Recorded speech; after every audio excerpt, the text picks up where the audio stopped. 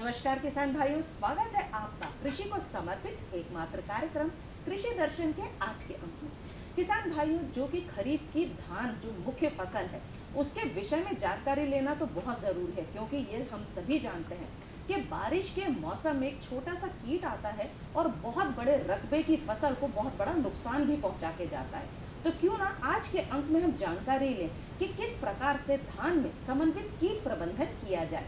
इस विषय को लेकर जानकारी देने के लिए आज हमारे साथ उपस्थित हैं हमारे स्टूडियो में हमारे एक विशेष अतिथि, जो कि डॉक्टर अमित कुमार शर्मा जी। ये सह प्राध्यापक हैं जवाहरलाल नेहरू कृषि विश्वविद्यालय जबलपुर से। नमस्कार सर, बहुत बहुत स्वागत है। नमस्कार। नमस्कार। सबसे पहले तो डॉक्टर साहब, आप हमारे किसान भाइयों को ये बताइए कि धान की जो मुख्य कीट हैं जो कि बहुत ज्यादा नुकसान पहुंचाते हैं, वो किस प्रकार से नुकसान पहुंचाते हैं और वो कौन कौन से कीट हैं?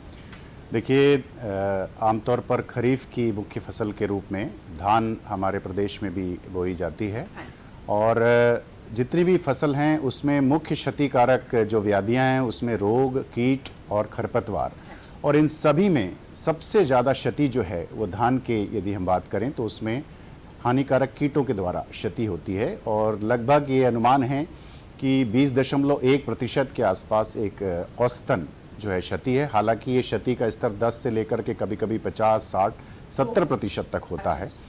और जहाँ तक प्रमुख कीटों का प्रश्न है तो हमारे प्रदेश में जो भी धान उत्पादक क्षेत्र हैं उनमें प्रमुख कीटों के रूप में आपके जितने भी भूरा फुदका या माहू, हरा फुदका, सफ़ेद पृष्ठ फुदका, इसके अलावा धान का तना छेदक और गंगई कीट है, फिर धान का फौजी कीट और पत्ती मोड़क कीट है। इसके अलावा कहीं कहीं कुछ कुछ क्षेत्रों में स्पोरेडिक रूप से जो है धान की तितली, सींग वाली इल्ली और धान में टिड्डा जो होता है, इनका भी जो है वो क्षति देखी जाती है। तो आमतौर पर हमारे प्रदेश में ये प्रमुखता है, इन कीटों का प्रकोप देखने मिलता है। डॉक्टर साहब, जो प्रमुख रस चूसक कीट है वो कौन कौन से हैं और उनका प्रबंधन किसान भाई किस प्रकार से करें? प्रमुख रस चूसक कीटों में जैसा मैंने कहा कि धान का जो भूरा फुदका या भूरा माहू जिसे कहते हैं, और उसके साथ साथ सफ़ेद पृष्ठ फुदका या माहू या और हरा माहू, इसमें प्रमुख रूप से सबसे ज़्यादा क्षतिकारक जो है ये भूरा माहू कीट है, क्योंकि ये शुरुआती अवस्था से लेकर के बाली बनने और परिपक्व होने तक रहता है धान में।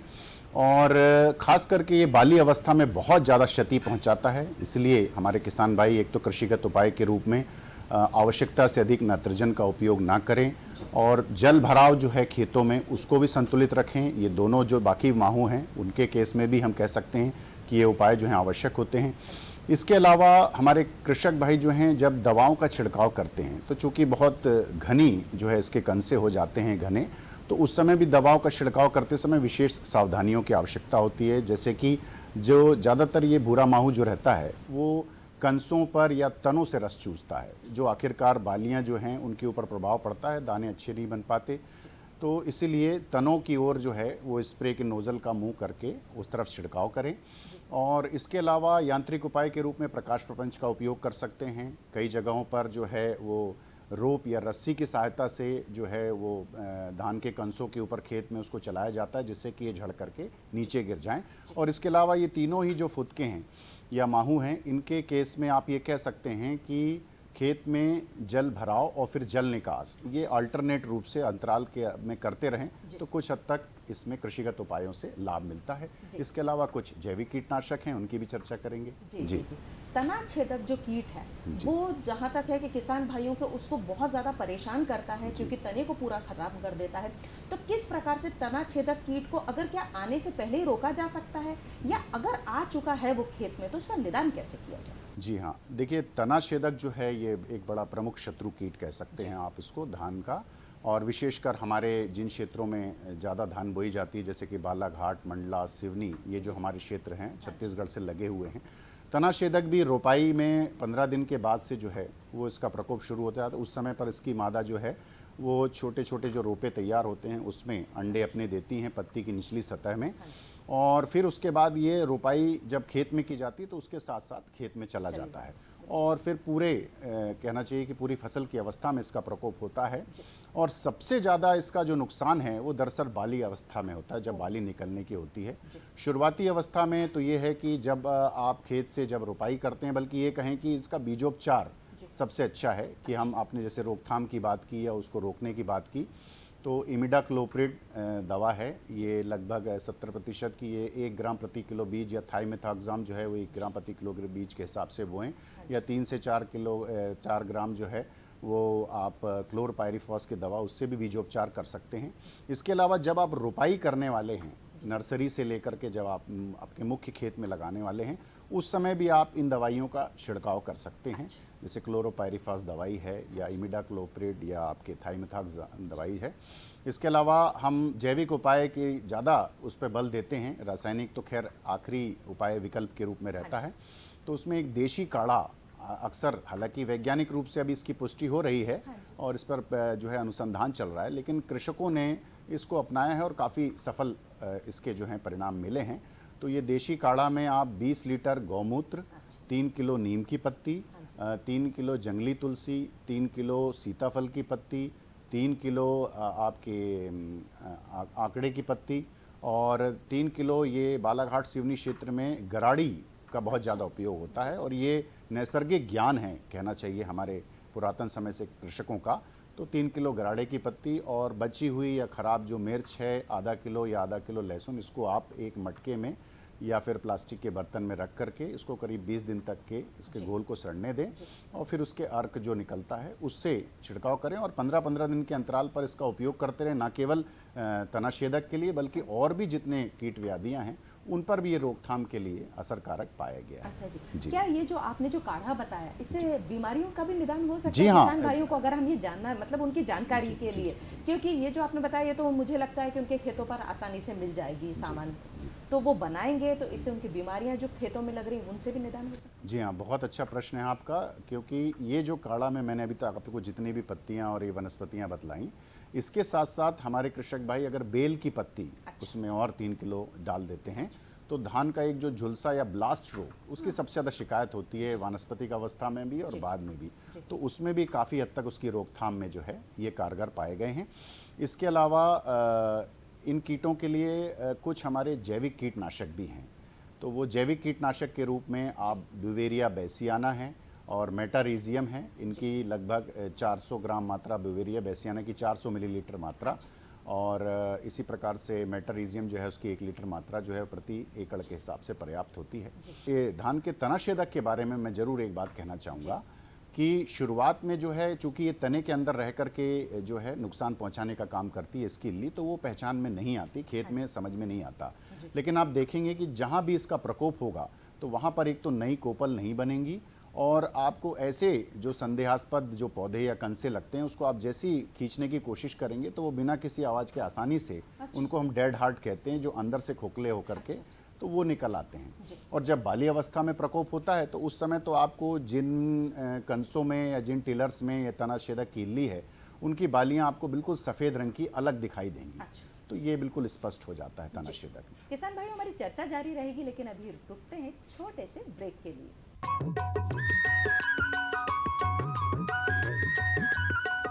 अरे भाई, सुना नहीं क्या?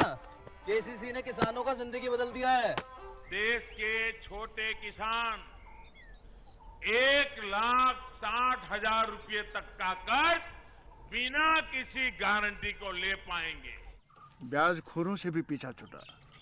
मैं तो जैविक खेती का पूरा सामान मंगा लिया, केसीसी का भी कोई दबाव नहीं है। ब्याज चुकाने के लिए पूरा 1 साल मिलता है। समय पर भुगतान करने पर केवल 4% के सालाना ब्याज पे लोन मिल गया मुझे। अपना आधार कार्ड, लेटेस्ट फोटो और जमीन के कागजात लेके अप्लाई करो बस। और नामांकन भरने के लिए जेब भी ढीली नहीं करनी पड़ी।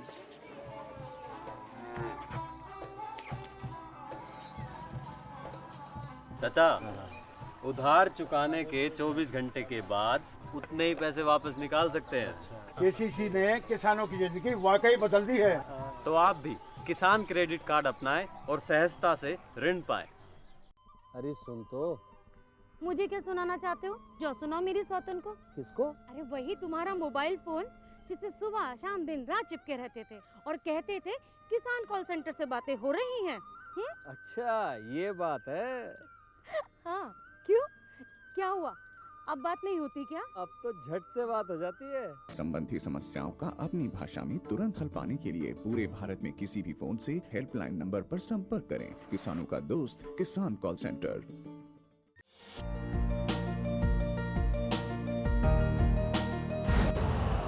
यूरिया का स्वदेशी उत्पादन 70 लाख टन बढ़ाने के लिए 6 उर्वरक संयंत्रों का उद्धार किया जा रहा है। FCIL के गोरखपुर, सिंदरी, तलचर और रामागुंडम संयंत्र, HFCL की बरौनी इकाई और BVFCL की नामरू फोर्थ। सोने पर सुहागा ये है कि देश में अब बनेगा सिर्फ नीम लेपित यूरिया, क्योंकि इससे होगा किसानों का फायदा ही फायदा। अनाज का उत्पादन 10% तक बढ़ेगा। बढ़ेगी 10 से 15% नाइट्रोजन क्षमता।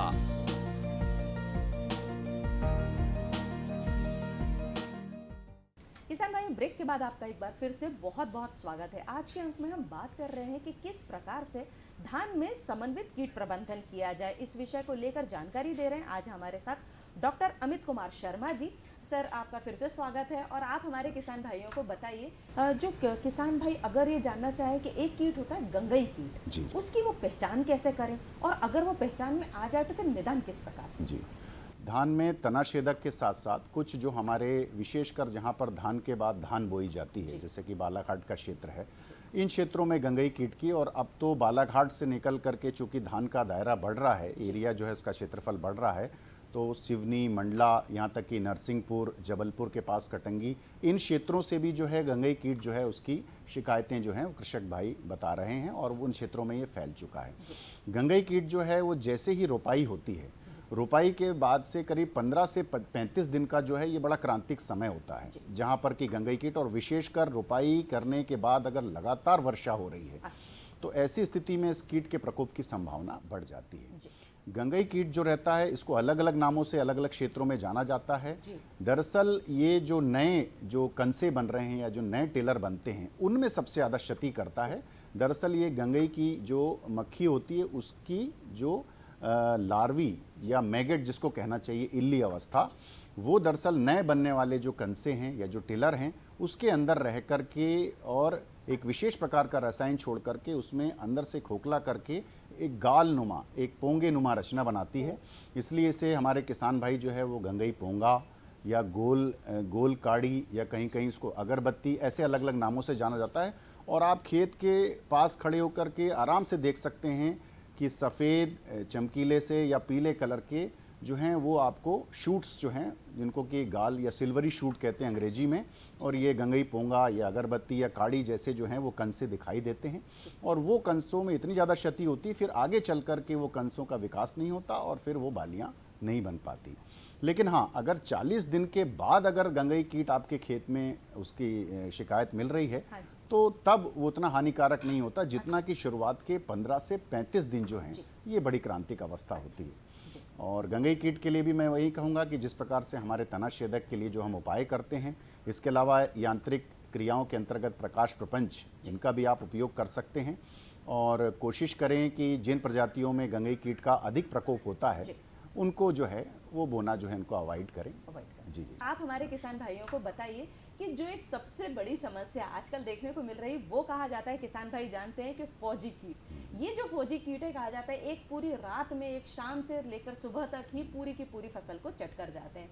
तो किस प्रकार से इस जो भयावह समस्या है इससे निदान पाया जाए और किस प्रकार से किसान भाई इसको पहले ही जानबूझ लें कि कैसे वो कीट आने वाला है या कैसे अपनी फसल को बचाया जाए? जी।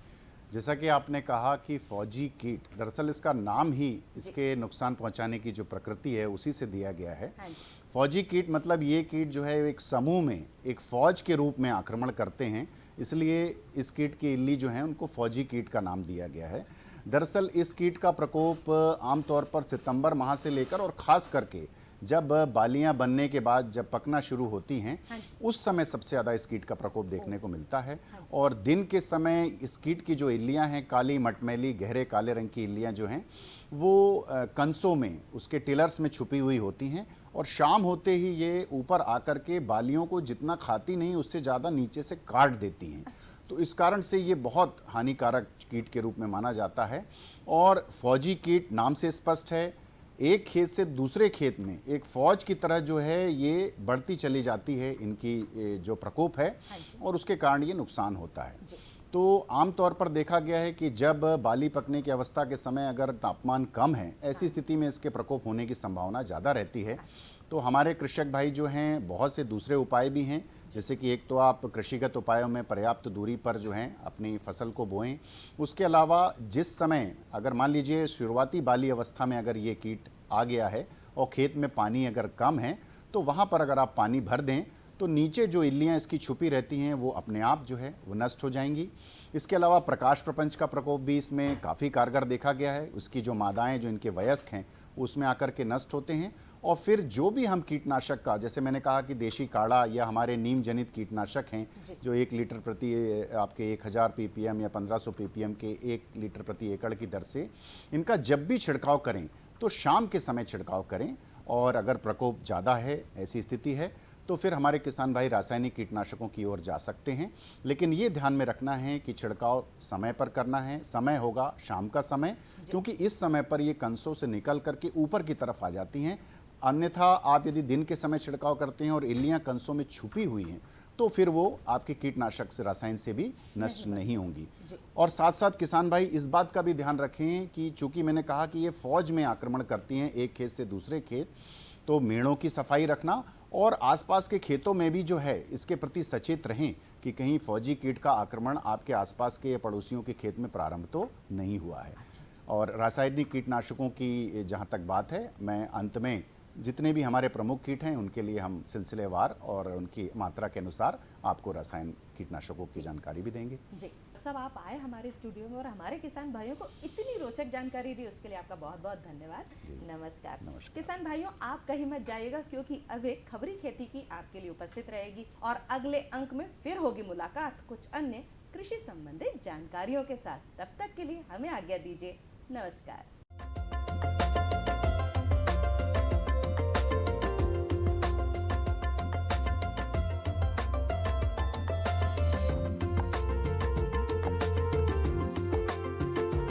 किसान भाइयों, खबरें खेती में आप सभी का स्वागत है। आइए जानते हैं प्रमुख समाचार।